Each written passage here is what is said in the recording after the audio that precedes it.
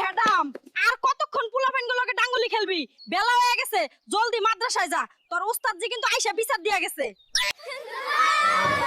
ঠিক আছে মা, এই তো চইলা গেলাম, দোয়া কইরো। আল্লাহরের কি কাম, হঠাৎ এমন বৃষ্টি শুরু হইলো। কলেজের চক্করে তো সকালে কিছু খাওয়াই হয় নাই, পেট তো চোচো করতেছে। হায় আল্লাহ, হেডাম তো তার খাবারের বাটি নিতেই ভুলে গেছে। পোলাটা সারা দিন না খেয়ে থাকবো। না, আমারই গিয়া দিয়ে আসা লাগবো।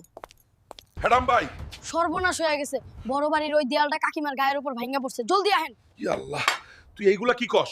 আমার মা কই? মা, মা গো, ওই তুমি কথা কও মা। ও আল্লাহ, আমার মারে তুমি রক্ষা করো মা। ডাক্তার সাহেব, ও ডাক্তার সাহেব, কই আপনারা? আমার মারে বাঁচান, কেউ নাই এখানে? আমার মারে দেখেন। ডাক্তার সাহেব, আমি তো গরিব মানুষ, এত টাকা কই পামু? আপনি দয়া করে আমার কলিজা কিংবা শরীরে যা লাগে কাইটা নেন, তাও আমার মারে বাঁচান। ডাক্তার সাহেব, আমার কলিজার টুকরা হেডাম কই? ওরে দেহি না কেন? খালাম্মা, আপনি আজ সুস্থ, কারণ আপনার ছেলে নিজের অঙ্গ কুরবানি দিয়া আপনার এই নতুন জীবন দিছে। ওরে আল্লাহ, আমার বাজান আমার লেগে নিজেরে শেষ করে দিলি। ওরে ও সওয়াব দিব রে বাজান।